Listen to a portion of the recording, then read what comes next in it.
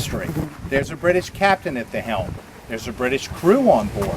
You've purchased a British issued insurance policy to cover your crop as it sails from Mount Vernon into a British port.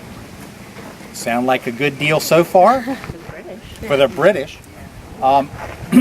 Washington's calculated about 80% of his hard work was going into somebody else's pocket. And that's when it's good. Bless you. With increased competition from other tobacco growing colonies, as more product is dumped into market, what's going to happen to the price of that tobacco? Oh, did I mention that when the tobacco arrives in England, it's graded, sold at auction, and the proceeds from the sale of your tobacco come back not as cash, but as credit towards British trade goods. Sound like a good deal? Well, it's okay if your tobacco price is here and your trade goods price is here. By the mid-1760s, it's starting to shift. Washington sends his tobacco to England as trade goods come back, and there's a bill attached. Now, the bill very graciously allows, that's okay, you don't have to pay us now. We'll take the shortage from the goods just received out of next year's harvest. That's also called compounding debt. Think of it as a credit card you could never pay off. Washington's not a big fan of debt, but he needs a replacement crop for that tobacco, and he chooses wheat.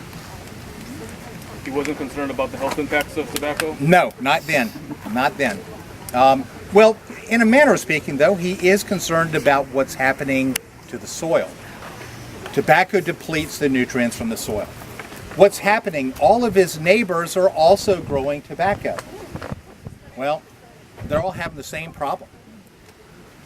With generations of tobacco farming, the soil is pretty well spent.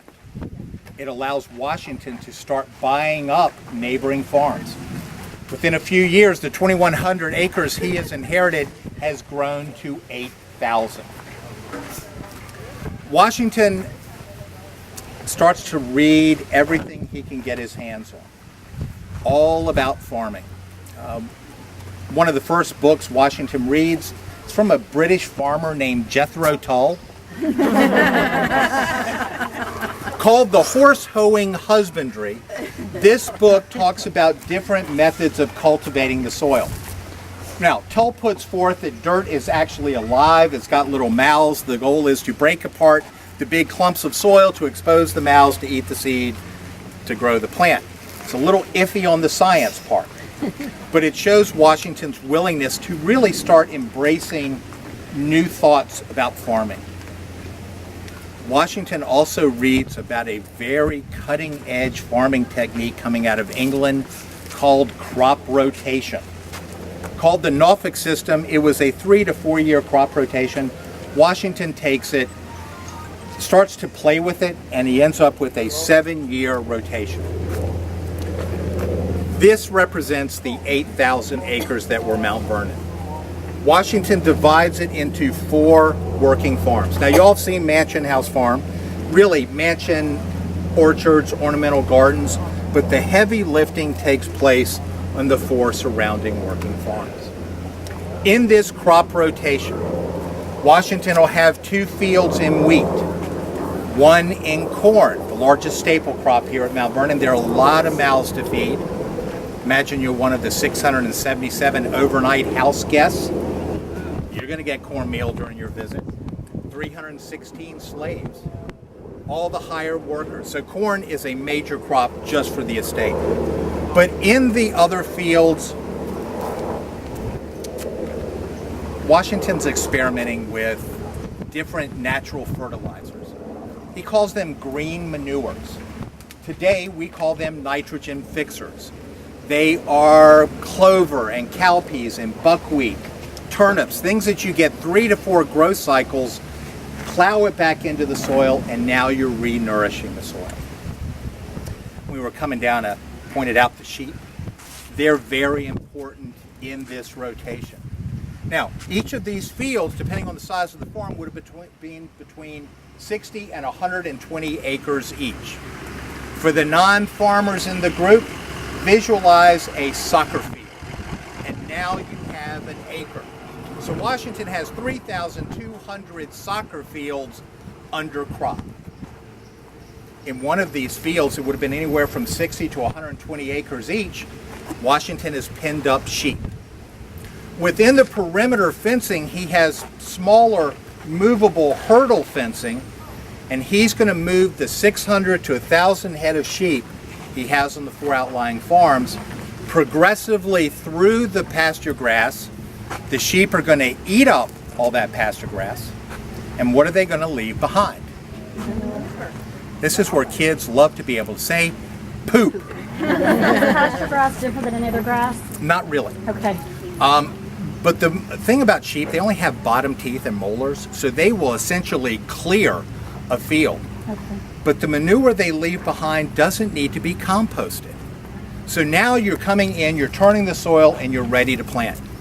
Washington thinks sheep are about the greatest thing ever invented. These are the ultimate multitaskers. Because what do we get from sheep? Wool. Wool. Meat. Meat. Mutton. Milk for sheep. Cheese. But I think Washington probably would have traded all those for the pelletized manure that's going to re-nourish the soil. No visit to the Pioneer Farm will be complete until we all turn and face that way. That is Maryland. Between Maryland and our shores is the Potomac River. 18th century, best way to transport goods is by water. So there is your interstate highway. Washington is also farming the Potomac as well. Starting in April and for about 4 to 6 weeks, the shad and herring would spawn upriver, and in good years, Washington will pull almost 2 million fish from the river. Unless you are the cook or housekeeper, you will be down at Washington's 3 fisheries on the Potomac processing fish.